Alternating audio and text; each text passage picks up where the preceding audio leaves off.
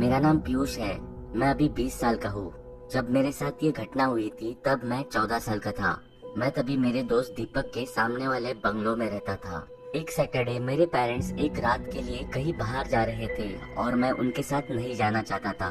तो हमने डिसाइड किया कि मैं आज अपने दोस्त दीपक के घर पे सोऊंगा। हमने टाइम स्पेंड किया वीडियो गेम्स खेलते हुए, मूवीज देखते हुए, और फिर उसके बाद हमने पिज्जा भी ऑर्डर किया। मुझे एग्जैक्टली तो टाइम पता नहीं, लेकिन शायद प्रोबेबली सुबह के 1 बज रहे थे। दीपक ने खिड़की के बाहर मेरी घर के तरफ देखते हुए कहा, तुमने तो बताया था कि तुम्हारे मॉम डैड कहीं बाहर जा रहे हैं। हाँ, वो बाहर ही गए हैं, मैंने कहा। लेकिन तुम्हारे घर पे तो कोई है, दीपक ने कहा।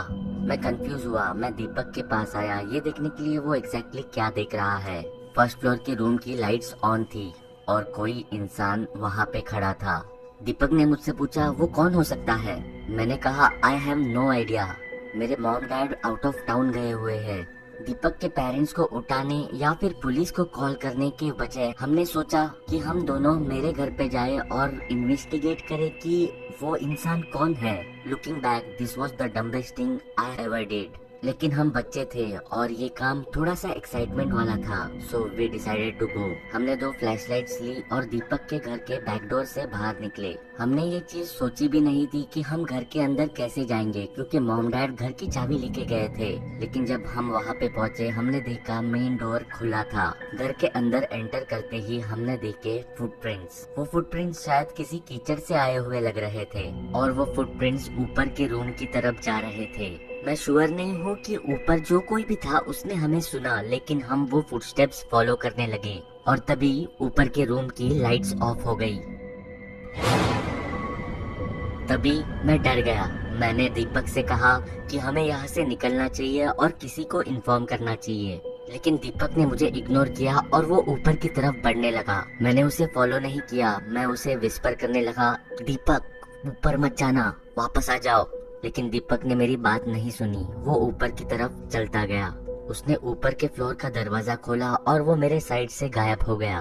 फिर मैंने भी हिम्मत जुटाई और मैं ऊपर की तरफ चल पड़ा। जब मैं अपने रूम में घुसा मुझे एक अजीब खराब भद्दी सी बदबू आने लगी। मैं दीपक का नाम विस्पर करते रहा लेकिन उसका कोई जवाब नहीं आया। तब मुझे एक आवाज सुनाई दी, आवाज किसी के रोने की।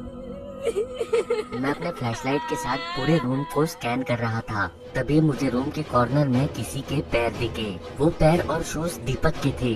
जब मैंने फ्लैशलाइट ऊपर की तरफ की तब मैंने एक हाथ, जो कि काफी डिस्गस्टिंग, जिसपे खून के घाव थे, वो हाथ दीपक का मुंह कवर कर रहा था। उसके बाद जो मैंने देखा वो मुझे मेरी पूरी लाइफ के लिए हॉन्ट करेगा। जब मैंने वो फ्लैशलाइट और ऊपर रेस की तब मैंने देखा जो इंसान दीपक का मुंह कवर कर रहा था उसके चेहरे पे एक ग्रीन स्माइल थी। उसके चेहरे पे भी काफी घाव थे। उसकी सफेद दाढ़ी और सफेद बाल थे। वो जैसे मुझे घूर रहा था उससे मैं ट्रॉमेटाइज हो रहा था। उसकी आंखें काफी बड़ी और खतरनाक थी। मैं ये देखकर चिल्लाया। मैं भागते हुए बाहर निकला। मैं रूम से बाहर निकलकर स्टेयरकेस से नीचे आ रहा था। उस इंसान ने भी मुझे चेस किया। मुझे ऐसे लग रहा था कि यह आदमी मुझे पकड़ लेगा और मैं आज यहाँ पे मर जाऊंगा। लेकिन थैंकफुली जब मैं अपने घर से बाहर निकला तब वहाँ पे पुलिस कार आ रही थी। किसी नेबर ने हमारे घर पे जो सस्पिशियस घटनाएं हो रही थी ये देखकर पुलिस को कॉल कर लिया था। उस इंसान ने जब मेरे घर के बाहर पुलिस को देखा वो अपोजिट डायरेक्शन में भागने लगा और जैसे ही वो भाग रहा था उसके पॉकेट से कुछ टूल्स जैसे कि स्क्रू ड्राइवर, नट फिक्सर्स गिरने लगे और एक ऑब्जेक्ट जो उसके जेब से गिरा वो टूल नहीं था बल्कि एक लंबी नाइफ थी। थैंकफुली पुलिस ने उस इंसान को गिरफ्तार कर लिया। वो मेरे घर के पीछे के बगीचे में छुपा था।